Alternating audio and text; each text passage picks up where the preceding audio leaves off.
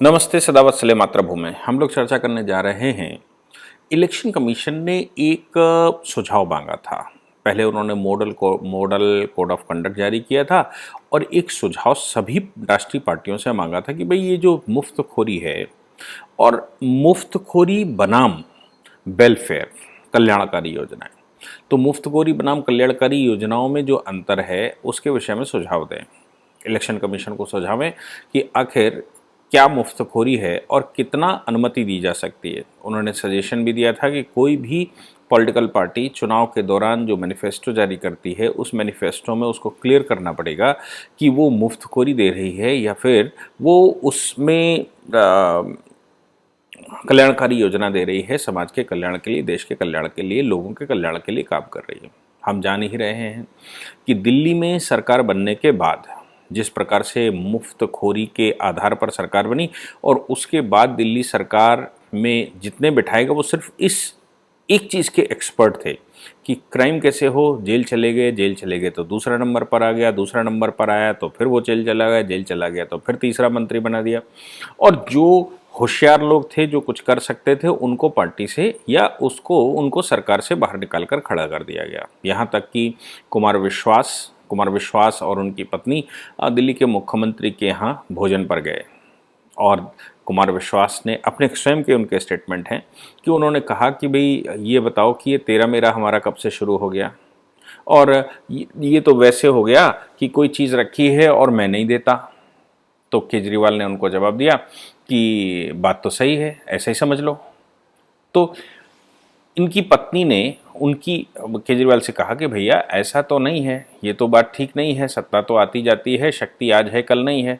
तो उन्होंने जवाब दिया आज तो है भाभी, आज तो शक्ति है, इसलिए जो मैं कह रहा हूँ वही सत्य है। तो ये बात तो जो कुमार विश्वास ने कही वो बात जग जाहिर है। दिल्ली में खासतौर से कितने लोग उनके साथ जो जुड़े हुए थे उनको निकालकर बाहर खड़ा कर दिया गया। यहाँ तक कि अन्ना हजारे ने अगर कोई स्टेटमेंट दिया दिल्ली के चुनाव को लेकर और या केजरीवाल की मुफ्तखोरी को लेकर या केजरीवाल के कुछ कारनामों को लेकर, तो ये बात भी केजरीवाल ने अपने स्टेटमेंट में दे दिया कि कभी ये कुमार विश्वास को पंजाब के चुनाव में लेकर खड़ा कर दिया और कभी ये अन्ना हजारे को लेकर खड़ा कर देते हैं। अन्ना हजारे को ये लोग गलत तरीके से समझाते हैं और जैसा समझाते हैं वैसा वो बोल देते हैं।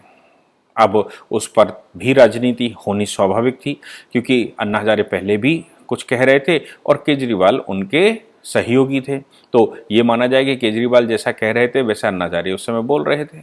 खैर, वो विषय दूसरा है। विषय ये है कि जो केजरीवाल ने राजनीति शुरू की उस राजनीति पर प्रधानमंत्री ने एक स्टेटमेंट दे दिया और उन्होंने कहा भाई फ्री की रेवड़ी बांटने वालों से जरा सावधान रहिएगा।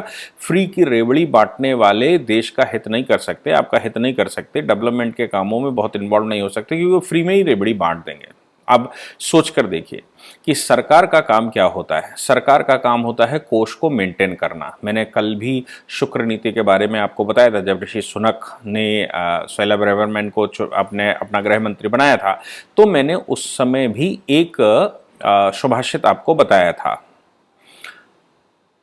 अमंत्रम अक्षरम नास्ति, नास्ति मूल मनोषधम, अयोग्य पुरुषा नास्ति, योजकस्य तत्र दुर्लभा। ना ही कोई औषधि, ना ही कोई ऐसी जड़ है जिसकी औषधि नहीं बनाई जा सकती।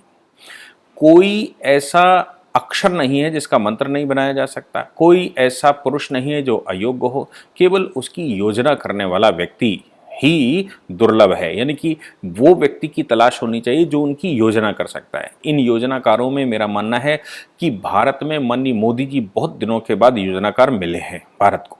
और योजनाकार इसलिए मिले हैं, इसलिए चरितार्थ होता दिखाई देता है कि 20 साल के उनके राजनीतिक करियर में 20 साल से वो सत्ता में हैं गुजरात के मुख्यमंत्री के रूप में और फिर प्रधानमंत्री के रूप में। ट्रांसफर पोस्टिंग पर वो विश्वास नहीं करते। अब ट्रांसफर पोस्टिंग पर देश का कोई मुख्यमंत्री, कोई सरकार ऐसी नहीं है जो महीने में 10, 20, 25 ट्रांसफर नहीं करती या 2, 4, 5 ट्रांसफर आपको रोज अखबार में छपे दिखाई पड़ेंगे। आप जिस प्रदेश में भी रहते हैं उस प्रदेश में आप देखेंगे कि आज AIS बदल दिए, आज वहाँ के DM बदल दिए, आज कमिश्नर बदल दिया, आज फला कर दिया, आज धमाका कर दिया। मोदी जी के कार्यकाल में आपको केंद्र सरकार में ये बातें सुनने में नहीं आती। यानी कि वो ये मानकर चलते हैं कि योजकस्य तत् दुर्लभः, योजना करने वाला ही दुर्लभ होता है। मैं योजना करने वाला व्यक्ति हूं और कोई भी व्यक्ति अयोग्य नहीं होता। अयोग्य पुरुषा नास्ति, यानी कि कोई भी व्यक्ति अयोग्य नहीं होता। उससे काम कैसे करवाया जाए ये हमने तय करना है, और जो उसके अंदर गुण अवगुण हैं उनके गुणों का उपयोग करे और अवगुणों को किसी प्रकार से नाश करे या फिर वो सुप्तावस्था में भेज दिया जाए, ऐसे शासक की आवश्यकता होती है। अगर ऐसा टीम बन जाती है तो फिर आप ये मानकर चलिए कि हमारे पास टीम की कमी नहीं है, हमारे पास ऊर्जा की कमी नहीं, हमारे पास लोगों की कमी नहीं, हमारे पास धन की भी कमी नहीं, और हमारे पास किसी जलवायु की कमी नहीं है, हमारे पास किसी संसाधन की कमी नहीं है, और किसी भी प्रकार के जो वनस्पति होती है उसकी भी भारत में कमी नहीं है, भाषाओं अक्षरों की भी भारत में कमी नहीं है, और आबादी की भी भारत में कमी नहीं, केवल योजना करने वाले की कमी रहती है। अब वो योजना करके देश को समृद्धता की तरफ ले जाता है। वो अपने पूर्वजों की संस्कृति संस्कारों को याद करते हुए, भारत के वैभव को याद करते हुए, भारत को वैभवशाली बनाने के लिए भारत के पूर्व के इतिहास को ध्यान में रखते हुए वो उसको आगे बढ़ाता है। तो वो योजकस्य तत् दुर्लभ में से आ जाता है। वो ऐसा योजनाकार कहलाता है जो देश को परम वैभव की तरफ ले जाता है। अब दूसरे लोग सत्ता में आने का प्रयास करते हैं। अब सत्ता में आने का प्रयास 1947 में नई सत्ता बनी, 832 साल के शासन के बाद,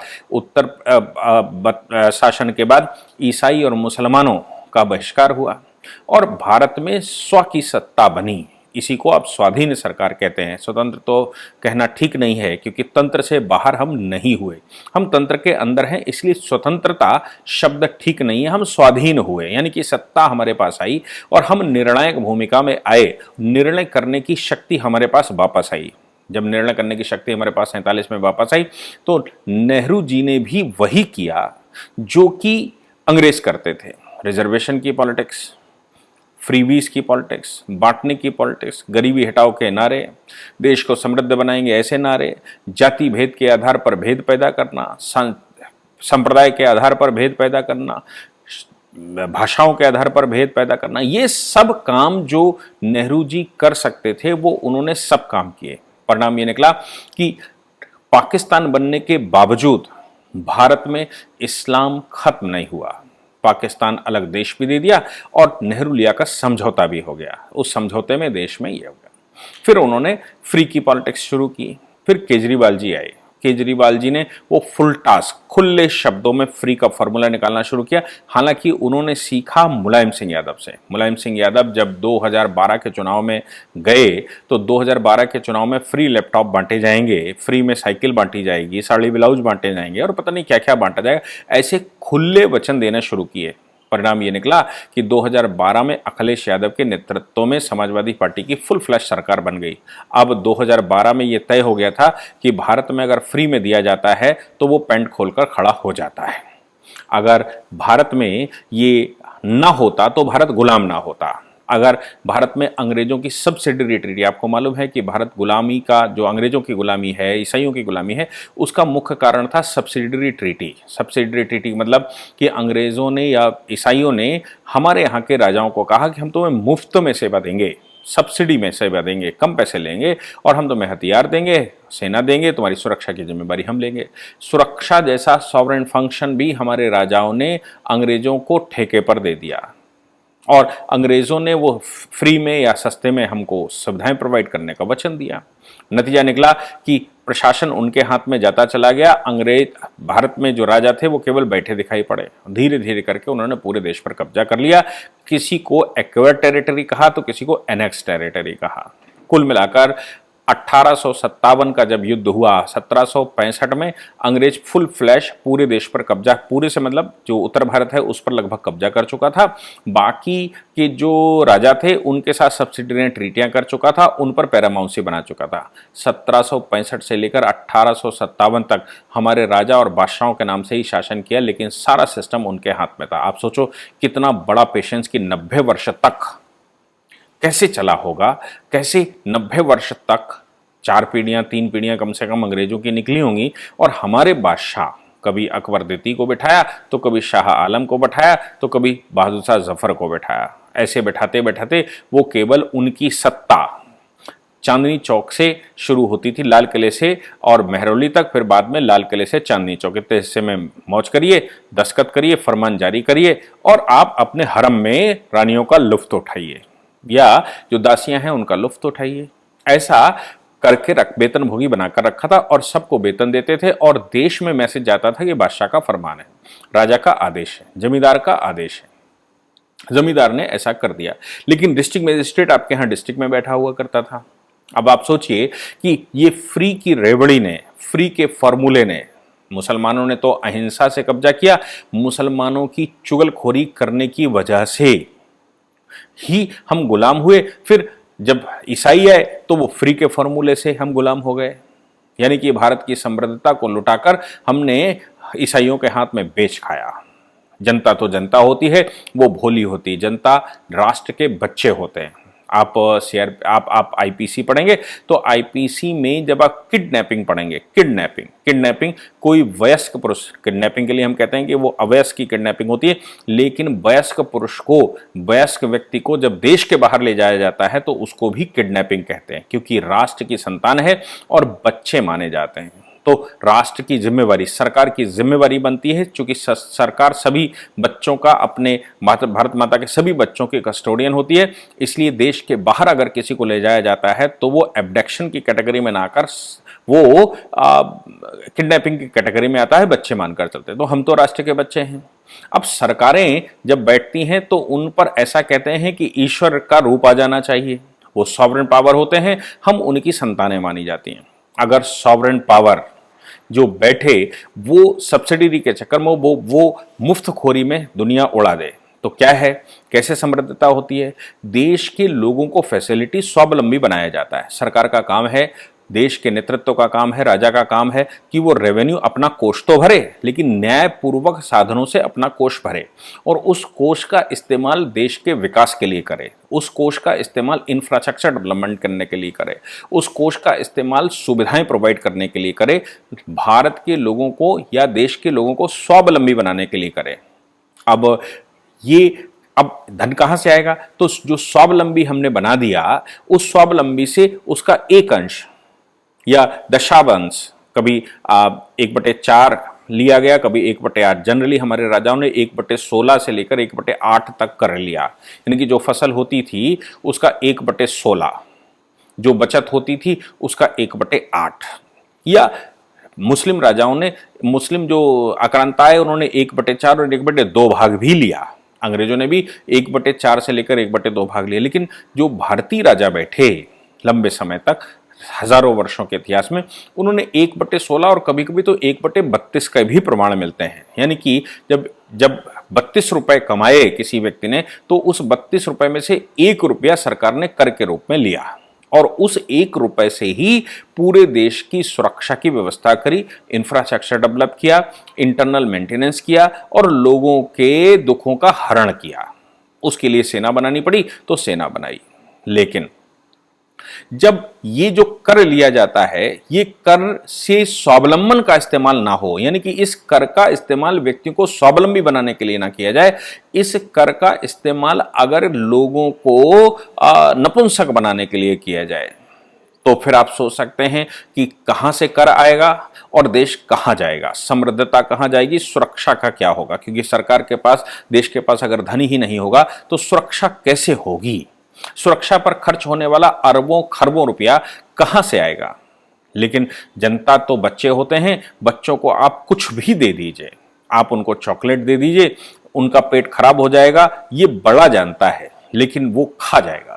तो बड़ा उसको बताएगा, नहीं बेटा ये ऐसा खाओगे तो पेट खराब हो जाएगा। वैसे ही सत्ता शासन रहता है, वो बताएगा कि भाई ये इतना ज्यादा खाओगे तो पेट खराब हो जाएगा। इसलिए हम स्वावलंबी बनाने के लिए आपको जो आवश्यकता हो वो करेंगे। जैसा कि आज की केंद्र सरकार मुद्रा योजना लाकर, एमएसएमई सेक्टर को बढ़ाकर, कंपनियों को बढ़ाकर, नए इन्वेस्टमेंट लाकर, नई रिसर्चें लाकर और इंफ्रास्ट्रक्चर प्रोवाइड करके थोड़े थोड़े पैसे ही मुद्रा योजना में भले दिए जाएं, लेकिन आप स्वावलंबी हो, अपना काम करें, दूसरों की नौकरी ना करें, नौकरी प्रोवाइडर बने। यानी कि जो अपयश है, जिसके हाथ में, जिसके वश में कुछ नहीं है, जो पढ़ा लिखा भी नहीं है, उसको काम पर लगाएं और हो सके तो उसको भी स्वावलंबी बनाएं। तो स्वावलंबी बनाना ही भारतीय इतिहास का मूल रहा है।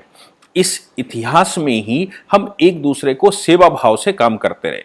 अगर हम आपस में सेवा एक दूसरे की कर लेते हैं, सेवा से मतलब है कि मेरा काम अगर पड़ता है तो आप सब मिलकर मेरा कुछ करवा दीजिए, आपका काम पड़ता है तो हम सब मिलकर आपका काम करवा देंगे। अगर एक गांव में ऐसी व्यवस्था हो जाए कि लकड़ी का काम करने वाले पूरे गांव की लकड़ी की आवश्यकता की आपूर्ति करेंगे, लोहे का काम करने वाले पूरे गांव की लोहे की आवश्यकता की आपूर्ति करेंगे, कपड़े का व्यवसाय करने वाले, कपड़ा सीने वाले दर्जी पूरे गांव में कल बुनकर पूरे गांव के कपड़े पहनने का इंतजाम करेंगे, भोजन बनाने वाला रसोइया पूरे गांव के भोजन की व्यवस्था करेगा, और किसान जो अनाज पैदा करता है वो पूरे गांव के अनाज की खाने पीने की व्यवस्था करेगा। इस प्रकार से बाल काटना, नाई, धोबी, धानों, जो भी तेली, जिनका जो काम है वो अगर अपना काम पूरे राज्य के लिए, पूरे गांव के लिए करें और ये एक्सपेक्ट ना करें कि हमें इसमें कुछ पारितोषिक मिलेगा, तो सभी अगर अपना कर्तव्य का पालन करें तो फिर ऐसे गांव में धन की आवश्यकता किसको है।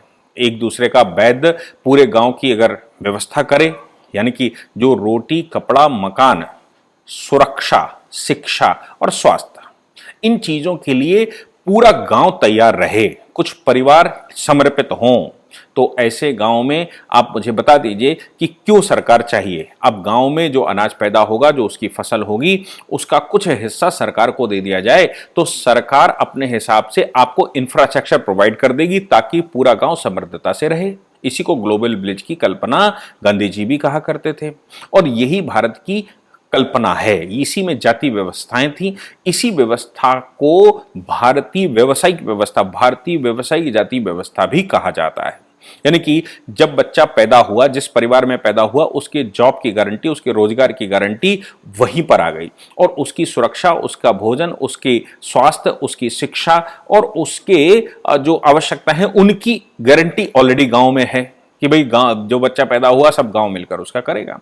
तो ऐसी परिस्थिति में आप समझ लीजिए, फ्री बीज अगर आपने उस गांव में दे दिए, आपने कुछ फ्री में उस गांव को बांट दिया, उस गांव की आवश्यकता जो थी वो आवश्यकता सरकार ने अगर पूरी कर दी, इंफ्रास्ट्रक्चर नहीं, स्वावलंबी नहीं, सरकार ने पूरी कर दी, तो ऐसे गांव की पूरी व्यवस्था चरमरा जाएगी और फिर ये गांव स्वावलंबी नहीं रह जाएगा, ये सिर्फ नौकरी मांगने के लिए तैयार रहेगा, क्योंकि उसके व्यवसाय खत्म हो चुके होंगे, उसकी व्यवस्था खत्म हो चुकी होगी, उसका स्वावलंबी स्वभाव खत्म हो चुका होगा, उसके काम करने की व्यवस्था खत्म हो चुकी होगी, और परिणाम निकलेगा कि ये गांव अब धीरे धीरे करके डिग्रेडेशन पर चला जाएगा और सरकार पर डिपेंडेंसी बढ़ जाएगी। अब सरकार अगर इलेक्शन वाली सरकार है, जैसे आज की डेमोक्रेटिक सरकारें हैं, तो वो उनको और नपुंसक बनाएंगी, अपने ऊपर डिपेंडेंट बनाएंगी। जितना वो सरकार पर डिपेंडेंट होगा उतना ही सरकार का जो पॉलिटिकल पार्टी है उसका वोट बैंक तैयार होगा। दूसरी पॉलिटिकल पार्टी ये कहेगी कि तुम्हें हम और ज्यादा देंगे, क्योंकि वो तो मांगने की परंपरा है और उसमें लोगों को नपुंसक बना दिया गया,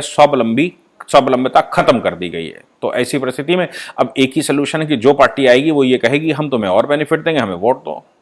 परिणाम ये निकलेगा कि देश का व्यवसाय चौपट, देश की तरक्की चौपट, देश का स्वावलंबी स्वभाव चौपट, और देश की सुरक्षा पर प्रश्न खड़े होंगे, क्योंकि जो धन सुरक्षा में लगना चाहिए वो धन वोट मांगने के लिए फ्री में बांटने में लग जाएगा, और वहां स्वावलंबन का कोई प्रश्न नहीं खड़ा होगा। दूसरा, अब धन कहां से आएगा, तो फिर विदेशी कंपनियों को भारत में इन्वाइट करना पड़ेगा और विदेशी कंपनियों का भारत में इन्वेस्टमेंट करवाना पड़ेगा। विदेशी कंपनियों के भारत में इन्वेस्टमेंट जब होगा तो वो इन्वेस्टमेंट का धन भी वहां जाएगा, यानी कि हम गरीब और गरीब होते चले जाएंगे और दूसरे देश, विदेशी शक्तियां भारत में धन अर्जन करती चली जाएगी। ऐसी पॉलिटिक्स का भारत में क्या होगा, ऐसी पॉलिटिक्स भारत में क्यों चाहिए, ऐसी पॉलिटिक्स का भारत में उपयोग क्या है। इसलिए मोदी जी ने जब ये कहा कि भाई फ्री की रेवड़ियां बांटने वालों को पर ध्यान नहीं देना चाहिए, फ्री की रेवड़ियां बांटने वालों को पहचानना चाहिए, हमको ये ध्यान देना चाहिए कि भारत स्वावलंबी कैसे बने, हमको ये ध्यान देना चाहिए कि भारत में इंफ्रास्ट्रक्चर कैसे तैयार हो, भारत में उसकी सुविधाएं कैसे दी जाएं, जिससे कि भारत के लोग कम आमदनी कर सकें, जिससे भारत के लोग कुछ ना कुछ काम करें, जिससे कि भारत का विकास हो सके। भारत का विकास अगर होगा, जन अगर 2-2 रुपए का भी विकास करेगा, तो फिर 130 करोड़ लोग जो विकास करना शुरू करेंगे, तो आप समझ सकते हैं कि देश कहां जाएगा। और फिर वही गुप्त काल में जो परम वैभव भारत था, वो परम वैभव भारत सोने की चिड़िया बनने की तरफ आगे बढ़ जाएगा। इसलिए मोदी जी का अपना स्टेटमेंट था, लेकिन वो स्टेटमेंट केजरीवाल जी को और कांग्रेस को अच्छा नहीं लगा। परिणाम ये निकला कि कुछ लोग ऑनरेबल सुप्रीम कोर्ट में एक पीआईएल ले आए। उस समय के chief justice honourable justice Bobde ने और उसके बाद भी जो चीफ जस्टिस बैठे, उन्होंने केंद्र सरकार से पूछा कि भाई फ्रीवीज के मामले में आपका क्या विचार है। केंद्र सरकार ने उस समय जो एफिडेविट लगाया, उन्होंने कहा भाई हम फ्री बी के फेवर में नहीं है, देश को स्वावलंबी बनाना है, देश को मुफ्तखोर नहीं बनाना है। जो देश मुफ्तखोर होते हैं, उसका इलस्ट्रेशन भी आया था कि जो देश मुफ्तखोर होते हैं वो श्रीलंका हो जाते हैं, जो देश मुफ्तखोर होते हैं वो पाकिस्तान हो जाते हैं, जो देश मुफ्तखोर होते हैं उनकी इकोनॉमी चौपट हो जाती है, वो देश सिर्फ भीख मांगने के अलावा कुछ नहीं करते और वो देश स्वतंत्र भी नहीं रह पाते। चुनाव आयोग को भी नोटिस किया गया। चुनाव आयोग ऑनरेबल सुप्रीम कोर्ट में प्रेजेंट हुआ। चुनाव आयोग ने यह कहा कि भाई ये तो लेजिस्लेटिव फंक्शन है, इस पर हम कुछ नहीं कर सकते। सुप्रीम कोर्ट ने कहा कि आप मोड ऑफ कंडक्ट तो लागू कर सकते हैं। अब code of conduct supreme court ने जब उनको कहा कि आप लागू कर सकते हैं और कम से कम जो वचन देने वाले लोग हैं, उन वचन देने वाले लोगों से ये तो पूछा ही जा सकता है कि इसका आधार क्या है।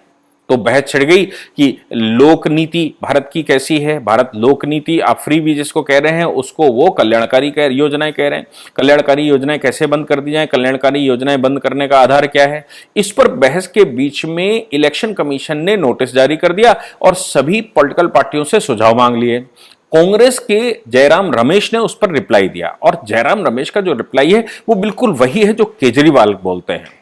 जयराम रमेश, चूंकि नेहरू जी ने वही खेला था और सरकारें गरीबी हटाओ का नारा लाती रही और कांग्रेस लंबे समय तक लड़ाई फड़ाई करवाकर लोगों पर राज्य करती रही, लेकिन देश का विकास कैसे हो भाई, देश में धन आता है तो कुछ ना कुछ तो होता ही है, तो कुछ ना कुछ काम हुआ, लेकिन उसकी कोई समुचित योजना भारत में नहीं बन पाई। भारत के समाज को स्वावलंबी समाज बनाने के लिए कोई योजना नहीं बनी, कोई कार्यनीति नहीं बनी, कोई काम नहीं हुआ। परिणाम हम सब देख ही रहे हैं कि हम चाइना के हाथ में एक एक प्रोडक्ट के लिए चाइना के हाथ में खेल खिलौने और दीपावली के दिए और दीपावली की मूर्तियां भी हम चाइना से खरीदने लगे हैं। तो मोदी जी के आने के बाद वो परिवर्तन आया है, नो डाउट। उन्होंने करने की कोशिश की है, जैसा राजा होना चाहिए वैसा राजा का विचार, शुक्र नीति या फिर जो वे पुराणों में व्यवस्था दी गई है उस व्यवस्था के अनुसार मोदी जी ने शासन करना शुरू किया भारत में। लोगों का मन उन पर आया, लोग उनको किसी न किसी प्रकार से भारत का देव पुरुष के रूप में स्वीकार करने लगे, भारत को वरदान के रूप में स्वीकार करने लगे कि भाई भारत को मोदी जी एक वरदान के रूप में मिले हैं, जिन्होंने 932 साल 832 साल उधर शासन हुआ और 70 साल इधर हो गया, यानी कि 900 वर्षों के बाद भारत में कोई प्रोग्रेस करने वाला, भारत को समझने वाला, भारतीय व्यवस्था को समझने वाला कोई प्रधानमंत्री हमको मिला। कांग्रेस ने केजरीवाल का सुर मिलाते हुए कहा कि इलेक्शन कमीशन का यह डोमेन नहीं बनता, कल्याणकारी योजना को आप फ्रीबीज कैसे कह सकते हैं। और उन्होंने एक लंबा चौड़ा पत्र इलेक्शन कमीशन को लिख डाला। उन्होंने कहा ना ही कोर्ट का डोमेन बनता है, ना ही ये इलेक्शन कमीशन का डोमेन बनता है। ये अगर कोई कर सकता है तो इस पर स्टैट्यूटरी प्रावधान होना चाहिए, स्टैट्यूटरी प्रावधान संसद से बनना चाहिए। अगर संसद ने इस पर कोई स्टैट्यूटरी प्रावधान नहीं बनाया है तो इलेक्शन कमीशन को कोई अधिकार नहीं बनता कि वो कोड ऑफ कंडक्ट लागू कर दे और ये कहे कि आप अपना मैनिफेस्टो जारी करते समय उसका सोर्स ऑफ इनकम भी बताइए। आपको याद होगा, अगर आप जो हमारा लंबे समय से फॉलोवर होगा, हमने 3 वर्ष पहले से ये कैंपेन चलानी शुरू की थी और ये कहा था कि जो पॉलिटिकल पार्टी, खासतौर से 3 वर्ष पहले तो हमने कैंपेन चलानी शुरू कर दी, लेकिन मैंने कहना तभी शुरू कर दिया जब केजरीवाल ने सरकार बनाई थी। तो मैंने उस समय ही कहा था कि जो भी सरकार बनती है, जो इस तरह के वचन देता है, उसको ये भी बताना चाहिए कि जो सेटल्ड बजट है, उस जो प्रदेश का पहले से बजट है, उस बजट के अलावा आप जो घोषणाएं कर रहे हैं उसका पैसा कहां से लाएंगे। अब उस पर जवाब जो आते हैं, तो केजरीवाल से किसी ने पूछ लिया कि भाई पंजाब में जिस समय सरकार बनी थी उस समय 3 लाख करोड़ का घाटा था और सरकार बनने के तुरंत बाद 4 लाख करोड़ हो गया और भगवंत मान ने केंद्र सरकार से कहा 50,000 करोड़ रुपए हमको दे दीजिए, हम योजनाएं चलाना चाहते हैं। तो उनसे पूछा गया कि भाई आप केंद्र से मांग मांग कर क्या कर रहे हो। तो केजरीवाल का बड़ा खूबसूरत जवाब आया। उन्होंने कहा वो कहीं से ला कर दे, मुख्यमंत्री ने जो वचन दिया है वो पूरा करेगा। वो केंद्र से लाए, वो विदेश से लाए, वो कहां से ला कर देगा, वो किससे कर्जा लेगा, ये वो तय करेगा। यानी कि वो कर्जा किसके लिए लेगा, मेरे लिए, मुझे मुफ्तखोर बनाने के लिए वो कर्जा लेगा और कर्जा लेकर हमको डुबा चला जाएगा और बताएगा कि हमने तो 5 साल शासन कर लिया और अगली बार और कर्जा लेंगे और बांटेंगे। ऐसा कुछ फिलॉसफी लेकर आएगा। तो जयराम रमेश ने ऑफिशियली कांग्रेस का जो स्टेटमेंट आया, ऑफिशियली जो रिप्लाई दिया है, वो रिप्लाई में उनकी एक प्रवक्ता ने भी कह दिया, प्रवक्ता ने यह कह दिया कि भाई मोदी जी ने जिससे मैं फ्री रेबड़ी की बात कही थी, उसके बाद इलेक्शन कमीशन ने ऐसा कर दिया, तो इलेक्शन कमीशन मोदी जी के बहकावे पर यह सब काम कर रहा है और ये कल्याणकारी योजनाओं को भी बंद करना चाहते हैं। भाई आप मुझे, ये तो बात जो सीधी इलेक्शन कमीशन ने पूछा है, उन्होंने कहा भाई फ्रीबीज बांटोगे ठीक है, लेकिन आप कहां से लाएंगे इसका सोर्स तो बताएंगे, बजट कितना गड़बड़ हो जाएगा वो तो बताएंगे, कर्जा लेकर बांटेंगे या कुछ काम करेंगे वो तो आप बताएंगे, और कल्याणकारी इसमें क्या है, राज्य का भला इसमें क्या होने वाला, ये आप घोषित साथ में करिए और इलेक्शन कमीशन उसको क्रॉस चेक करेगा। और उसके अलावा इलेक्शन कमीशन ने यह भी कहा कि आप हमें सुझाव दीजिए कि क्या होना चाहिए। इलेक्शन कमीशन ने अभी कोई फाइनल ड्राफ्ट नहीं किया है, सुझाव मांगे हैं। उन सुझावों में ही कांग्रेस, चूंकि शुरू से ये तोड़ू फोड़ू राजनीति और फ्री की राजनीति पर करती रही है, उनके पास डेवलपमेंट का कोई प्लान नहीं होता है, उनके पास देश के विकास का, वैभवशाली इतिहास का, वैभवशाली देश बनाने का, भारत को परम वैभव, चरम वैभव पर ले जाने का उनके पास कोई प्लान नहीं है। नतीजा यह है कि फ्रीबीज ही एक साधन बचा है जिससे देश के लोगों का दो लोगों को अपनी तरफ आकर्षित करेंगे और उनका वोट लेकर सरकार बनाएंगे और फिर देश को उसी गर्त में ले जाने का प्रयास लगातार जो वो करते हैं वो करेंगे जिसमें वो पहले से ले जाते रहे। मुझे लगता है कि इलेक्शन कमीशन की ये पहल, ऑनरेबल सुप्रीम कोर्ट के स्टेटमेंट, केंद्र सरकार का रिप्लाई, मोदी जी का रेवड़ी बांटने का स्टेटमेंट, ये सबको अगर कोरिलेट करेंगे तो भारत में कुछ अच्छा होने जा रहा है। लेकिन ये जनता की जिम्मेवारी बनती है कि जो फ्री बीज का गुजरात चुनाव होने जा रहा है, जो फ्री बीज के आधार पर हिमाचल चुनाव होने जा रहा है, जो फ्री बीज के आधार पर दिल्ली के म्युनिसिपैलिटी चुनाव होने जा रहे हैं, उन पर जनता जवाब दे कि हमारे देश का विकास चाहिए, हमें स्वावलंबन चाहिए, हमें फ्री नहीं चाहिए। हमारा विकास कैसे होगा, हम रोजगार कैसे होगा, हम स्वरोजगार की तरफ कैसे बढ़ेंगे, हम एंटरप्रेन्योर कैसे बढ़ेंगे, इसकी योजना बताओ, ना कि हमें फ्री बांटने की योजना बताओ। लेकिन कांग्रेस ने केजरीवाल का हाथ थाम लिया है, इसमें कोई शक नहीं। जय हिंद, जय भारत, वंदे मातरम।